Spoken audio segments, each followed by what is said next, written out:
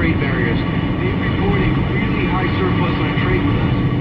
Timber and lumber in U.S., question mark. And that is referring to the fact that today, the tariffs went on 10% for aluminum, 25% for steel, to the European Union nations, Mexico, and Canada. And who knows, I forgot what we're doing with China. I'm getting confused with this tariff. So that's why we're bringing Kevin Corr from the White House. Hey, Kevin.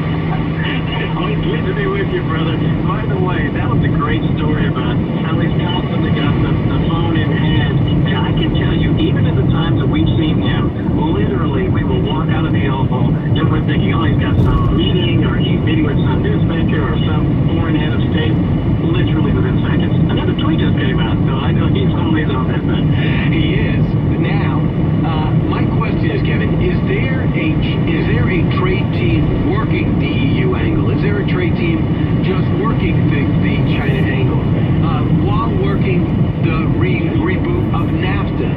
To me, it seems like it's the same 5 people working all of it. And was there a chance to preempt these tariffs? There is a real work, it's a work in progress, okay, but there's a real interesting way that they're handling this, Brian. Let me just tell you, one of the things that the administration has long suggested, level the playing field. Look, there are going to be trade imbalances. That's real life. What we're most interested in, from the administration's perspective, is a level playing field, barriers to the marketplace, access, okay? That's what we're talking about here. So you've got one team that handles one particular region, another team that handles another. They all collaborate, but what you want most of all is a unified voice. You want to get Lighthizer out there. You want to get Wilbur Ross out there. And we're going to talk about this at the G7 next week. They have to know that the days of limited market access for the Americans, unfair market access for the Americans, unfettered access to our marketplace by the world, those days are over. I know. I just wish there seems to be... I'm just wondering, behind closed doors, does Europe know that? Because they seem to have been caught by surprise, if I'm looking at some of their statements, by this. Why do you want to do this to your friends and allies? Listen, they're playing to, as we like to say here domestically, that'll play in Peoria. What they're really doing is they're playing to their respective bases. You saw Trudeau come out yesterday on special report and say something along the lines of, this is unacceptable and we will defend our country and we're going to retaliate with $16 billion in tariffs on American goods and services in response. But the truth is, in order to have access to an $18 trillion economy like the U.S., you have to know who's holding the cards here. And you don't want to, as my mom used to say, don't chop off your nose to spite your face. So they'll say the right things. They'll push back a little, but ultimately they will capitulate. They will give in more than they have previously. And that's the beauty, and I think some would argue the brilliance of the administration's approach. So in Politico, they write this. He, meaning the president, tends to be tactically unpredictable and thinks it's a fantastic negotiating approach. This according to Douglas Holt-Eakin, president of the Conservative American Action Forum, and used to work with the McCain Group. But they are on a course that has failure written all over it. What you wind up doing is confusing people, doing incalculable damage to relationships with allies, and shooting yourself in the foot on the economy when regulatory and tax reform are doing so well. Which brings me to the other news. The job numbers are 223,000. Bloomberg predicted 190,000, and we have an unemployment rate of 3.8, the lowest in 50 years. So my question is, does he feel the economy is strong enough to withstand this type of potential body blow? And what is when you talk to economists, are they as concerned as Douglas Holt-Eakin? It's interesting to listen to all the sky is falling predictions about what will happen as a result of looking for more trade fairness. I think it's somewhat short-sighted, Brian. At the end of the day, the administration feels incredibly strongly that not only are they on the right path here in the short run, which is a political win, they're on the right path.